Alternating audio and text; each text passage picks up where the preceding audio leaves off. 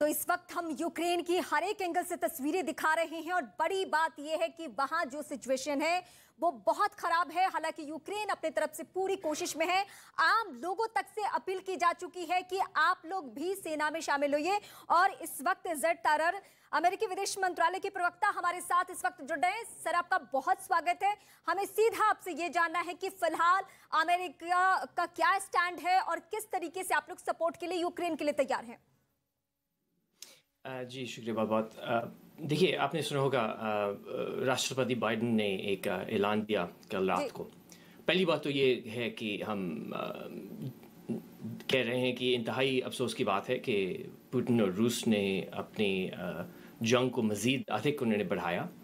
दूसरी बात यह है कि हम बिल्कुल यूक्रेन के साथ जुड़े हुए हैं, यूक्रेन के लोगों के साथ जुड़े हुए हैं। जितना हम मुमकिन है, जितना हम पॉसिबल है, हम उनको सपोर्ट देने के लिए तैयार हैं और हम तैयारियां कर रहे हैं ताकि हम यूक्रेन को सपोर्ट दे सकें।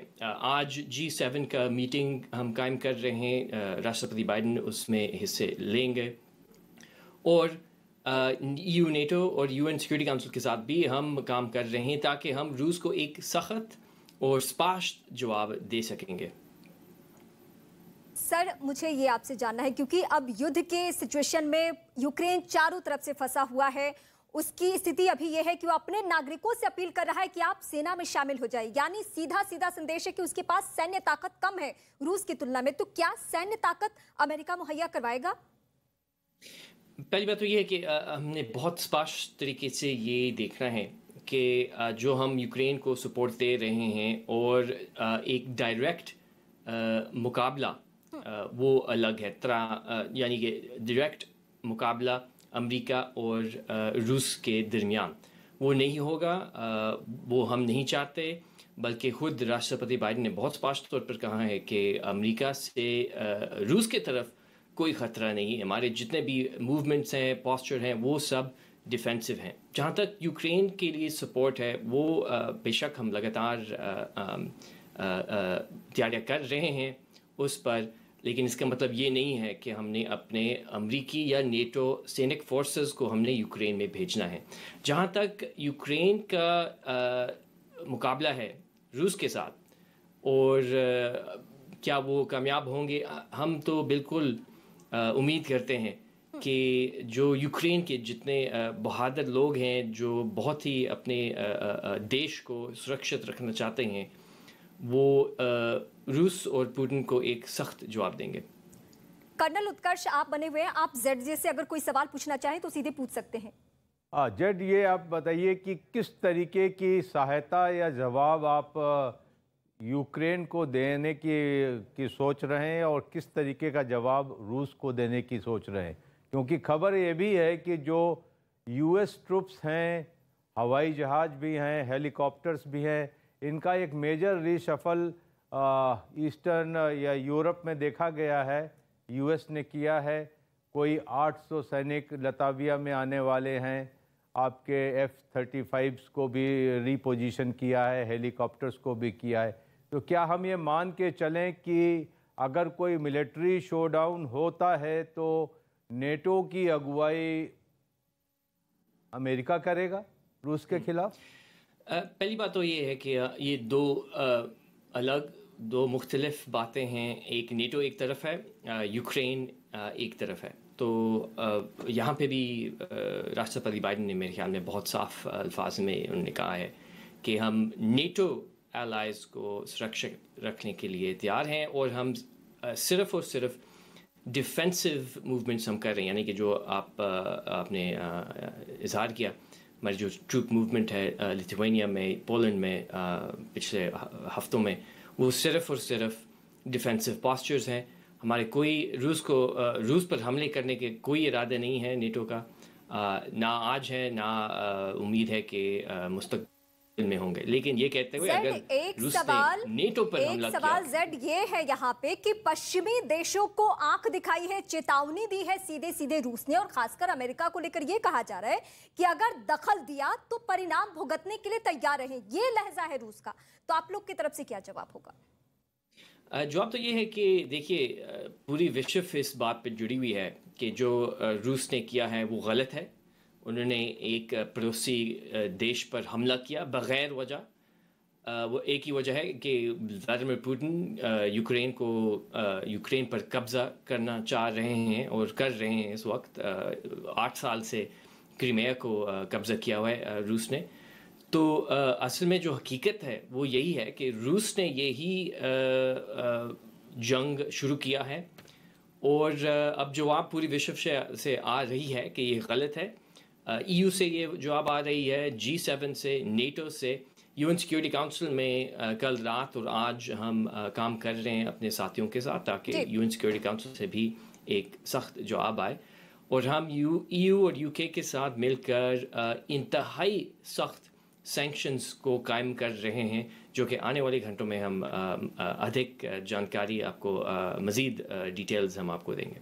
जेड, हम जितने भी लोगों से वहां बातचीत करें यूक्रेन से, जब हम ग्राउंड रिपोर्ट्स मंगा रहे हैं और वहां से लोगों से बात करें तो लोग बेहद पैनिक सिचुएशन में हैं, बहुत परेशान है। और आप समझ सकते हैं कि यूक्रेन पे अगर हमला किया गया है तो वहां आम नागरिकों के लिए कितनी बड़ी चुनौती है। तो इस लिहाज से अमेरिका कहां कहां खड़ा है यूक्रेन के साथ? जी बिल्कुल, हम यही चाह रहे हैं कि हम ज़्यादा से ज़्यादा यूक्रेन के आम लोगों तक मदद पहुंचा सकें। तो लगातार हम उस पर काम कर रहे हैं। इंतहाई अफसोस की बात है, ये कोई इनकार नहीं कर सकता कि जब जंग होती है तो आम लोग जो हैं वो भी बहुत यानी उनकी मनफी असरात होते हैं, बहुत नेगेटिव इफ़ेक्ट्स होते हैं आम लोगों पर। तो हम अपने एलाइज़ के साथ बिल्कुल इस बात पर जुड़े हुए हैं, ख़ास तौर पर यूरोपियन यूनियन और यूक्रेन के जो पड़ोसी देश हैं उनके साथ भी हम लगातार काम कर रहे हैं। लेकिन ये कहते हुए शायद सबसे जो महत्वपूर्ण बात है वो ये है कि पूरी विश्व ने रूस को एक आवाज़ में उन्होंने जवाब देना है और वो ये है कि ये गलत है और रूस ने फ़ौरन अपने ऑफेंसिव को रोकना है और अपने सैनिक को रोकना है और यूक्रेन से बाहर लेके जाना उन्होंने। जेड, लेकिन हकीकत यह है कि रूस किसी की सुनने को तैयार नहीं है, ना पश्चिमी देशों की सुन रहा है, ना यूएन की सुन रहा है, वो किसी की नहीं सुन रहा है, उल्टा वो चेतावनी दे रहा है। तो इस सिचुएशन में अब क्या ऑप्शन बचे हैं और खासकर अमेरिका के लिए क्या ऑप्शन बचे हैं? अमेरिकी राष्ट्रपति का क्या इस वक्त स्टेटमेंट है? जी, आज बल्कि राष्ट्रपति बाइडेन ने एक बार फिर ऐलान देना है पूरी विश्व को। तो उसके लिए मैं इंतज़ार करूँ, मैं उससे आगे नहीं बोलना चाहूँगा। लेकिन ये कहते हुए बिल्कुल कोई इनकार नहीं कर सकता कि रूस ने पूरी विश्व को सुनने के बावजूद उन्होंने अधिक हमला किया यूक्रेन पर और वो अपने सैनिक को आगे बढ़ा रहे हैं। लेकिन यही आपने शायद सुना होगा पिछले हफ्तों में हमारी इंटेलिजेंस कम्युनिटी से, सेक्रेटरी बाइडेन से और हमारे एम्बेसडर यूएन सिक्योरिटी काउंसिल में उनका ये ही कहना था पिछले हफ्तों में कि हमारे इंटेलिजेंस और जानकारी के मुताबिक रूस का प्लान यही था कि उन्होंने यूक्रेन के सरहद पर 1 लाख से अधिक फ़ौजी को यानी सैनिक फोर्सेस को बिठाकर उन्होंने बहाना बनाकर उन पर हमला करना था। और वही अफसोस की बात है आज हम देख रहे हैं। रूस का स्टैंड जेड सबके सामने है, दुनिया के सामने है, वो पीछे हटने को तैयार नहीं है, वो प्रेशर डाल रहा है लगातार यूक्रेन पे कि वो हथियार डाल दे। लेकिन जेड, हमें ये जानना है कि क्या अमेरिका के साथ कुछ और भी देश हैं जो अभी बैठ के बातचीत कर रहे हैं, किसी भी आपात सिचुएशन से निपटने के लिए तैयारी कर रहे हैं? वो कौन कौन से देश हैं अमेरिका के साथ? जी बिल्कुल, वेरी वेरी गुड क्वेश्चन। पहली बात तो ये है कि नेटो एलाइंस हमारे बहुत करीब से जुड़े हुए हैं। यूके इसमें शामिल है। आपने भी देखा होगा कि UK prime minister Boris Johnson ने भी बहुत बातचीत की है इस मामले में। ये भी कोई इनकार नहीं कर सकता। फ्रांस और जर्मनी बहुत हमारे साथ खड़े हुए हैं, बहुत करीबी हमारी ताल्लुक़ है और मुसलसल हम राब्ते में हैं उनके साथ। और बिल्कुल ये भी है, यूरोपियन यूनियन ब्रसल्स भी है। आपने भी सुना होगा कि ब्रसल्स से भी एक ऐलान आया है और बिल्कुल साथ जुड़े हुए हैं इसमें। और G7, जैसे मैंने अभी जिक्र किया कि आज G7 का बैठक होगा जिसमें हमें वक्त देने के लिए बहुत शुक्रिया, बहुत थैंक यू। तो इस वक्त जेड हमारे साथ जुड़े हुए थे, अमेरिकी प्रवक्ता, और फिलहाल बड़ी बात उन्होंने बताई कि अमेरिका सहित और भी देश हैं जो कि बैठकर आपसी बातचीत करें और बातचीत के जरिए समाधान निकालने की कोशिश कि यूक्रेन की किस स्तर पे मदद की जा सकती है, क्या क्या विकल्प हो सकता है। बहुत छोटे से ब्रेक के लिए रुकते हैं, ब्रेक के बाद बड़ी खबर